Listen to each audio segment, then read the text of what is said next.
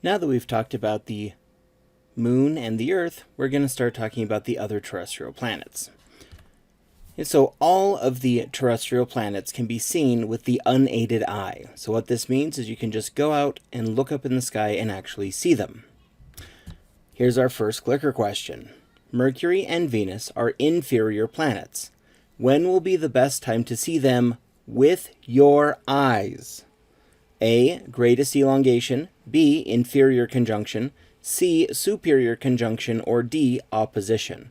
You're going to have to remember all the way back to the beginning of the semester when we talked about Copernicus and the first heliocentric model. Okay, but we have talked about this previously. Go ahead and think about it and we'll discuss it in a second.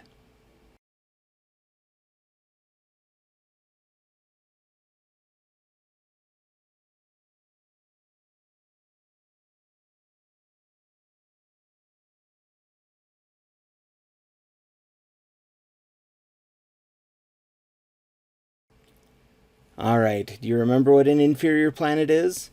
An inferior planet is a planet that is closer to the Sun than the Earth. And so because of that, their orbits are smaller and are closer in. So from our point of view, we see it swing from one side of the Sun to the other, back and forth. Okay, so what this means is it's usually pretty close to the Sun. So the best time for us to actually see it with our eyes is going to be when it is far from the Sun. Okay, that is going to be during greatest elongation. Okay, greatest elongation is where we see it farthest from the Sun. Inferior and superior conjunction, those are when it is lined up with the Sun. If it's lined up with the Sun, then you're going to be looking at the Sun when you try to see it, and that's never a good idea.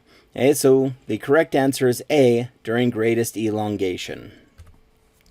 Okay, so Mercury and Venus, being the inferior planets, are best seen during greatest elongation. Okay, so there's greatest eastern elongation, where it's the farthest east of the Sun, and greatest western elongation, where it is the farthest west of the Sun. Now, Mercury is kind of hard to see. It's the planet closest to the Sun, so it's going to stay the closest to the Sun from our point of view. On top of that, it has a relatively high eccentricity. Okay, so in other words, its ellipse is farther from a circle compared to most of the other planets. Its eccentricity is at a 0.2. So from our view from the Earth looking at it, it could be anywhere from 18 degrees to 28 degrees away from the Sun. Okay, 18 is getting uncomfortably close. Now, not only do we have to fight the eccentricity for Mercury, we also have to worry about its tilt. Okay, its orbital tilt is at about 7 degrees compared to the ecliptic, compared to the Earth's orbit around the Sun. Okay, what this means is sometimes there are favorable elongations where it's going to be easy to see Mercury, and there's going to be unfavorable elongations where even though it's the farthest from the Sun, we're still not going to be able to see it very well. And so during a favorable elongation, it'll be at its maximum distance, 28 degrees from the Sun, and it will be tilted nicely so that after the Sun has set, it will remain up for a couple of hours. During an unfavorable elongation, it's going to be close to the Sun and have a bad tilt so that pretty much even though it's the farthest from the Sun, it's going to be setting about the same time as the Sun. With Venus, we do not have these problems. Every elongation is a good elongation for Venus. So Venus's orbit is nearly a perfect circle. The eccentricity is at 0.007, so almost 0, which means perfect circle, and it's tilted compared to the ecliptic by only 3 degrees, which means every elongation is favorable. So greatest eastern elongation, this is where it appears the farthest east of the Sun. Okay, this occurs every 19 months. Okay, so we're actually just around one of these greatest elongations. So if you go outside shortly after sunset, the really bright star out towards the west is not a star, it's actually Venus. Okay, and then after greatest eastern elongation, we get a greatest western 5 months later. So in that case, when it's a greatest western elongation, we'll actually see it before sunrise. So enjoy it now when it's easier to catch. instead of having to wake up even earlier to get it during sunrise. All right, here's our second question. Mars is a superior planet. When will be the best time to see it? A, conjunction, B, greatest elongation, or C, opposition? Go ahead and think about it, and we'll discuss it in just a little bit.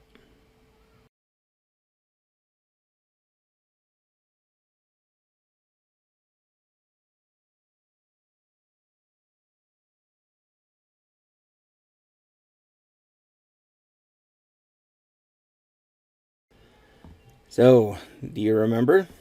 The correct answer is opposition. Again, conjunction is where it's going to line up with the sun. That is not a good time to try and see it. Okay? Greatest elongation only occurs for inferior planets. A superior planet is one with an orbit larger than the orbit of the Earth. Okay? So this means we can actually see the planet opposite the sun in our sky, which is C, opposition. Now, not only is it going to be opposite the sun during opposition, but it's also going to be at its closest to the Earth. And because it's closest, it's going to be the largest in the sky and therefore the brightest. Okay, so the best time to see any superior planet is during opposition. Okay, so Mars, again, is a superior planet, so the best time to see it is at opposition. Now, because of the eccentricity of the Earth's orbit and the eccentricity of Mars's orbit, we actually get different distances during different oppositions. Okay, so in 2018 and 2003, we actually had very good oppositions, where Mars was actually the closest, almost the closest that it can be. Unfortunately, we're farther away from that now, so we're no longer seeing that. But when Mars is at perihelion, which is at its closest approach to the sun, it is only 1/3 of an AU from the Earth. In other words, it does get pretty close. Not as close as Venus. Venus is, as far as the shortest distance goes, is closer. But Mars does get pretty close.